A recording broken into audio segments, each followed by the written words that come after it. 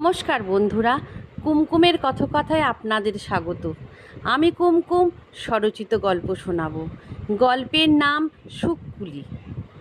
শুককুলির মতো বিয়ন ভাঙতে ধান রুইতে কেউ পারে না, এ কথা আড়িভাঙি গ্রামে লোকের মুখে মুখে যত ঘোরে তত ঈর্ষায় জ্বলে ওঠে সুকুমার। সে মনে করে আশেপাশে পদুয়া বাবলুর চকের মতো ৫-১০টা গ্রামের মধ্যে সেই একজন সেরা মইল।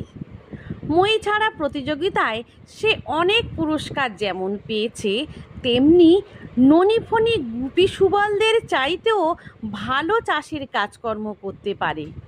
গ্রামে তার মতো জোয়ান মদ্যলোক থাকতে চাষের কাজে একজন মেয়ে লোক শুককুলির সুনাম হবে, এটাই শুককুলির উপর সুকুমারের এত বিরক্তির কারণ। শুককুলি এই গ্রামেরই মেয়ে, ভালো নাম শুক্লা। তবে গ্রামের ব্যাপার, কে আর যত্ন করে সে নাম ধরে ডাকবে তাকে? তাড়াহুড়ো করে যা হোক বোঝালেই হলো। এই যেমন পঙ্কজ হয়ে যায় পঙ্কে, দিলীপ হয় দিলপে, তেমনি শুক্লা থেকে শুককুলি। শুধু ভোট দিতে গিয়ে নিজের নাম পরিষ্কার শোনে শুককুলি। এমনিতে সে বাপ মায়ের অবহেলিত কন্যা সন্তান, তার উপর চির অনাদৃত। শুধু ভোটদানের সময় ভোটকর্মীরা নামের তালিকা ধরে তাকে যখন শুক্লা নস্কর সাপুই বলে ডাকে, তার তখন মনে হয় এত যত্ন করে তাকে ডাকেনি কেউ। তার মনের মধ্যে যত তৃষ্ণা, যত মাধুর্য, যত সৌন্দর্য সব মিলেমিশে একাকার হয়ে যায়। কেউ না বুঝুক, ক্ষণিকের জন্য হলেও শুককুলির মনের মধ্যে প্রেম মাধুরীর মতো কুসুমকলির বিকশিত হতে বাধা তো নেই। এবং এই সূত্র ধরে অল্প কয়েকটা দিন মাত্র জীবনে বেঁচে থাকার স্বাদ একটু ভিন্ন ধরনের হয় শুককুলির।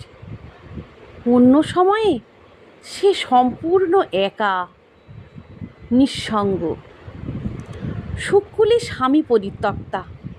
বছর 10 আগে গোডাবর গ্রামে সাপুই বাড়িতে বিয়ে হয়েছিল, কিন্তু মাসখানেকও সে বিয়ে টেকেনি। স্বামীর কাছে লাঞ্ছিত ও বিতাড়িত হয়ে চলে এসেছিল বাপের বাড়িতে। বাবা ঝন্টু নস্কর অবশ্য সেদিনই স্পষ্ট জানিয়ে দিয়েছিলেন, কন্যা দায় থেকে উদ্ধার পেতে মেয়ে ছাবালের বেদে দিচ্ছি, আবার সে দায় ঘাড়ে নিতে পারবনি। অতএব বাপের বাড়িতে ঠাঁই মেলেনি শুককুলির। তবুও স্বামীর ঘরে ফিরে যায়নি সে, এবং স্বামী রতনও খোঁজ করেনি তার। এরপর গ্রামের জ্ঞাতিদের মধ্যস্থতায় বাপের বাড়ির বাঁশবাগানে ঠাঁই হলো শুককুলির। সেখানে বেড়ার ঘর তুলে নিজের সঙ্গে নিজেই বাস করতে শুরু করলো, এবং চাষের কাজ করে তার চলে দিন গুজরান। যদিও এত সব খবরে কোনো আগ্রহ নেই সুকুমারের। সুকুমার হালদার একজন কৃষক, তার চাষের জমি আছে বিঘে 10। সারাদিন জমি জায়গা দেখাশোনা করে, ক্ষেত খামারে কাজ করে, একজোড়া হালের গরু কেলে আর হাসার পরিচর্যা করে। তার নিজের সংসার নেই, স্ত্রী মারা গেছে কয়েক বছর হলো, ছেলেপুলে নেই। ছোট 2 ভাইয়ের সংসার নিয়েই তার বড় সংসার। অবসরেও সুকুমারের অনেক কাজ। তাল খেজুর গাছ বেয়ে রস নামায়, গুড় তৈরি করে বাজারে বিক্রি করে, জাল বোনে, ঘরের চাল ছায়, ঝ্যাঁদলা বোনে, মাদুর বোনে, মাছ ধরে। জ্যৈষ্ঠ আষাঢ় মাসে চাষ শুরুর আগে কেলে আর হাসাকে নিয়ে গ্রামান্তরে মই ছাড়া প্রতিযোগিতায় যায়, পুরস্কারও জিতে আনে। আর রাতের বেলায় ঝ্যাঁতলার বিছানায় শুয়ে যতক্ষণ ঘুম না আসে সারাদিনের কাজকর্মর কথা ভাবে। আজকাল এই ভাবনার মধ্যে কিছু পরিবর্তন ঘটেছে সুকুমারের। চাষের কাজে শুককুলির গ্রামময় সুখ্যাতিতে জ্বালা ধরে গেছে তার।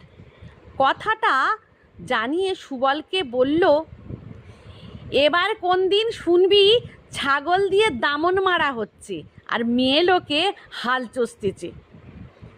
বটতলার সান্ধ্য আড্ডায় পাশে বসেছিল সুবল।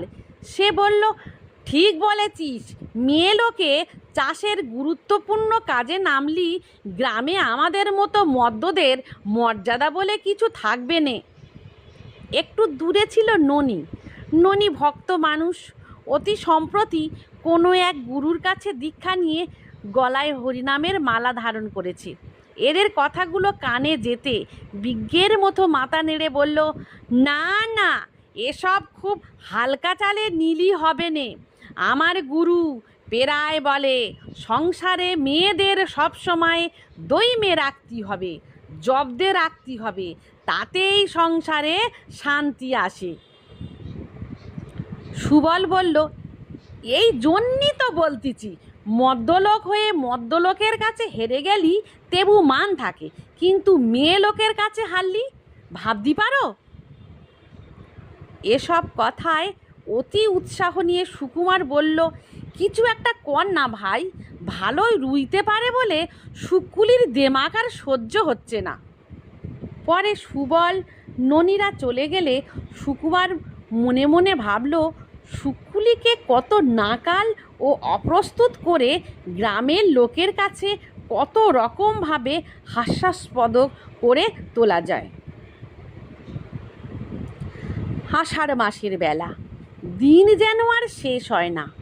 দুপুরের পর দীর্ঘ সময় ধরে বিয়ন ভাঙার কাজ শেষে সন্ধ্যার মুখে ঘরে ফিরছিল শুকুলি।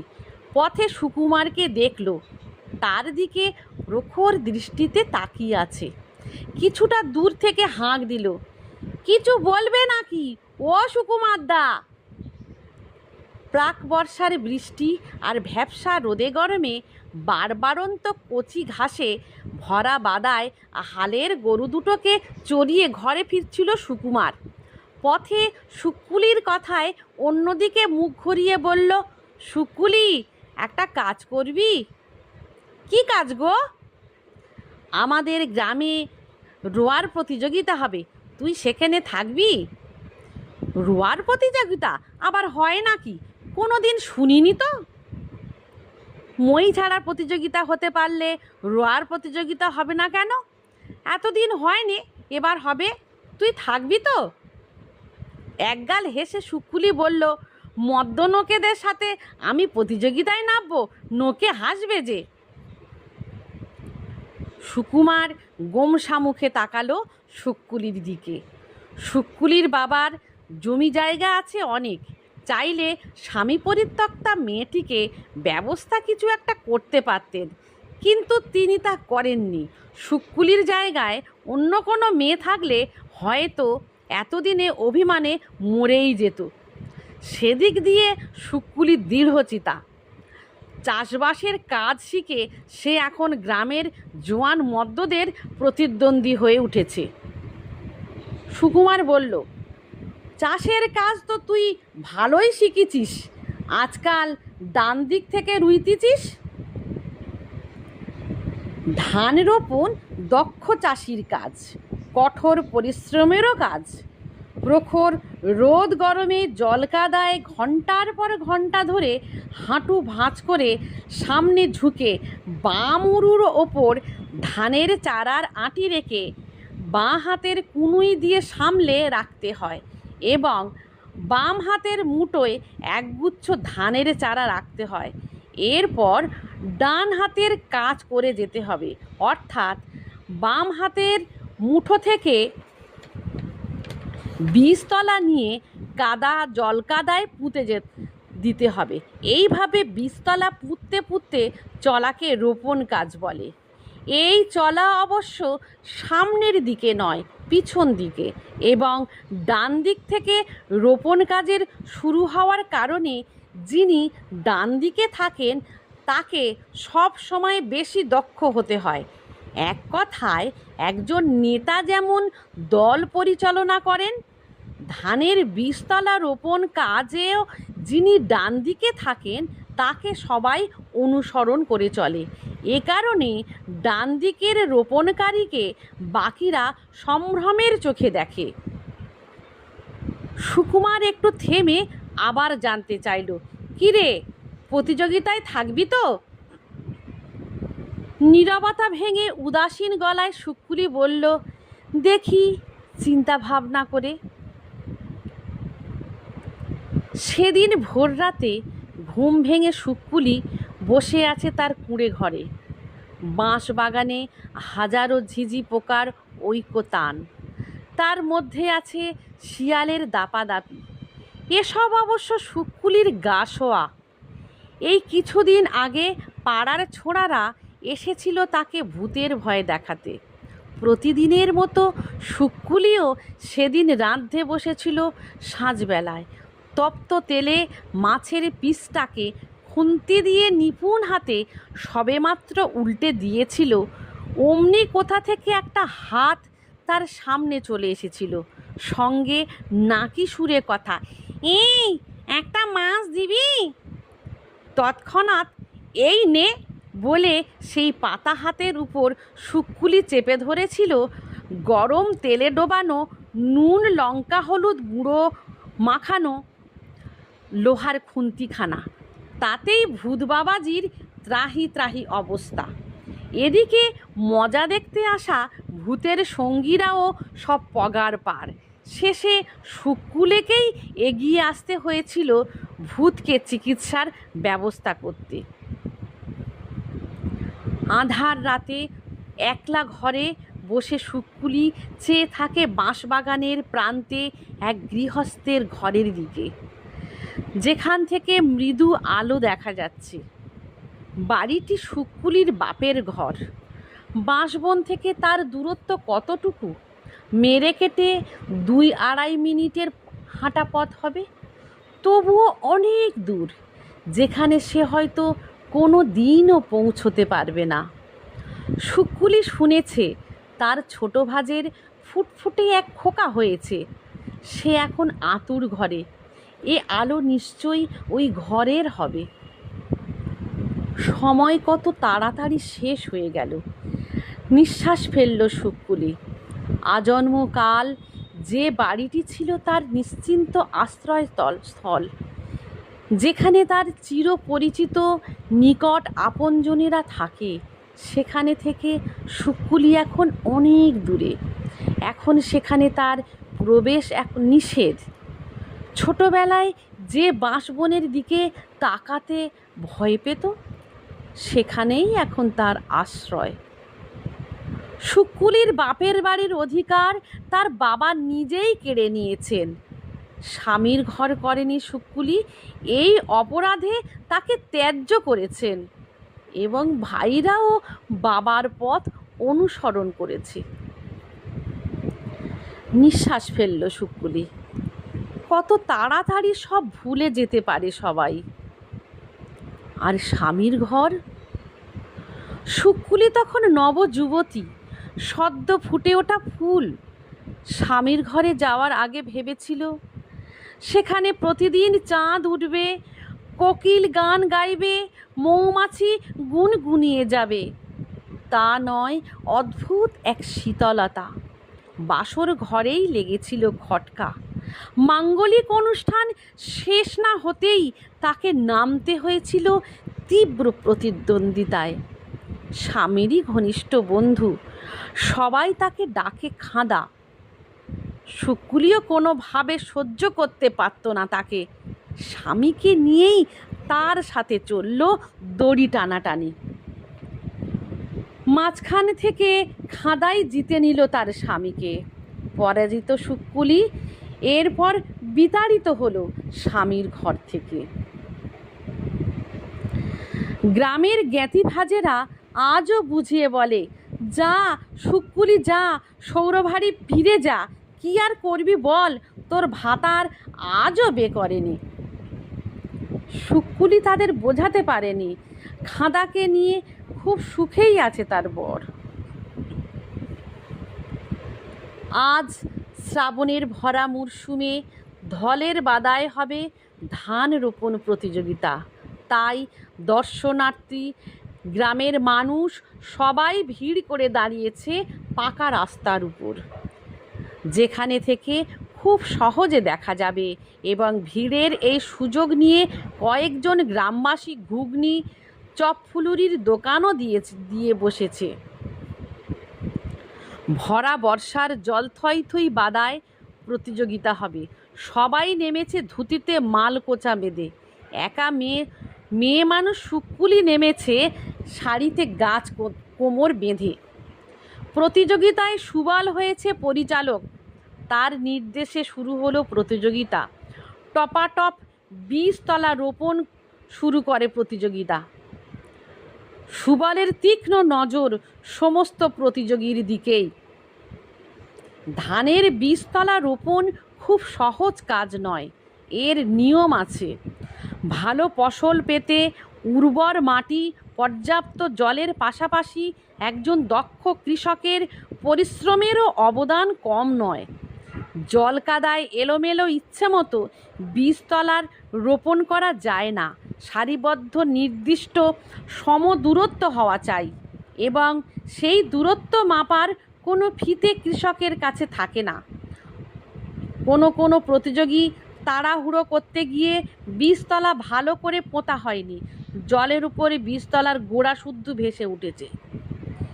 শুকুলি চলেছে তার স্বভাবসিদ্ধ ভঙ্গিতে, অত্যন্ত দক্ষতার সাথে দ্রুত গতিতে 20 তলা রোপণ করতে করতে এগিয়ে চলেছে। সুবলের মনে পড়ল প্রতিযোগিতার আসল উদ্দেশ্যের কথা। সরস ভঙ্গিতে শুকুলির উদ্দেশ্যে হাঁক দিল, ওদি তোর কাপড় চোপড় সব ঠিক করে নে। কাজের ঝোঁকে মগ্ন শুকুলি অপ্রস্তুতের মধ্যে পড়ে থমকে গেল, লজ্জা পেল। রোপণ কাজ বন্ধ রেখে তাড়াতাড়ি করে পরনের শাড়ি টেনে টুনে ঠিক করতে ব্যস্ত হয়ে উঠল। প্রতিযোগিতার শেষে পুরস্কার উঠল সুকুমারের হাতে। পুরস্কার স্বরূপ পিতলের জগ হাতে সুকুমারকে নিয়ে ননি ফণি গুপিদের প্রবল উচ্ছ্বাসে জয়ধ্বনি শুরু হলো। এর মধ্যে হঠাৎ শুকুলির চোখ গেল সুবলের দিকে। তার ঠোঁটের কোণে বিদ্রূপের হাসি দেখে কেন জানি না খাঁদার মুখের সঙ্গে মিল খুঁজে পেল শুকুলি, যা দেখে তার চোখ দুটি হিংস্র সাপদের মতো জ্বলে উঠল। পড়ন্ত বেলায় ভরা কলসি কাঁখে নির্জন বাঁশবনের পথ ধরে ঘরে ফিরছিল শুকুলি। এমনি প্রতিদিনই সে ফেরে, আজ হঠাৎ থমকে দাঁড়াতে হলো তাকে। বুকটাও কেমন ধক করে উঠল। সামনে পথ আগলে স্থির মূর্তির মতো সুকুমার দাঁড়িয়ে, তার হাতে একখানা পিতলের জগ, যেটা সে ধান রোপণ প্রতিযোগিতা থেকে পেয়েছিল। আলো আঁধারিতে সুকুমারের মুখখানা আজ কেমন যেন অন্য রকম লাগছে। মুহূর্তের জড়তা কাটিয়ে তীব্র কণ্ঠে শুকুলি জিজ্ঞাসা করল, পথের মধ্যেই এমন করে দাঁড়িয়ে আছিস কেন? স্থির মূর্তি মৃদু কণ্ঠে ডাকল, শুক্লা। চমকে উঠল শুক্লা। সুকুমারের মুখের দিকে চেয়ে মনে হলো এত যত্ন করে কেউ তাকে ডাকেনি কোনো দিন। সুকুমার আবার বলল, এ জগখানা তুমি রাখো শুক্লা, এটা তোমার। শুক্লার যেন সম্বিত ফুলল, বলল, কেন? সুকুমার বলল, কারণ তুমিই জিতেছ শুক্লা, আমি নই, আমি হেরেছি। শুক্লা আরও অবাক হয়ে গেল। সুকুমার ধীরে ধীরে বলল, মনে করে দেখো, আমরা তলা রুইছিলাম। সুবল হঠাৎ চিৎকার করে বলে উঠল, ওদি তোর কাপড় চোপড় সব ঠিক করে নে। তুমি তখন রোয়া বন্ধ করে কাপড় ঠিক করতে লাগলে, আর আমি এই সুযোগে তোমার চেয়ে এগিয়ে গেলাম। এবার সব কিছু পুরো পরিষ্কার হয়ে গেল শুক্লার। দীপ্ত কণ্ঠে বলল, তবে কেন করলে? সুকুমার বলল, মেয়ে লোকেদের সম্মান দিতে আমরা কোনোদিন শিখিনি, আমাদের কেউ শিখোয়নি, তাই তোমার সুনাম সহ্য হচ্ছিল না। রাগে দুঃখে অভিমানে শুক্লা বলল, তবে এখন কেন? সুকুমার বলল, ক্ষমা করে দাও, এবার থেকে সম্মান দিয়ে চলবো তোমাকে। বলতে বলতে সুকুমার শুক্লার মুখের দিকে চেয়ে দেখল কাজল কালো দু চোখ বেয়ে জলের ধারা নেমেছে। আমার লেখা গল্প ভালো লাগলে চ্যানেলটি লাইক করবেন, মতামত দেবেন, সাবস্ক্রাইব করবেন। ধন্যবাদ।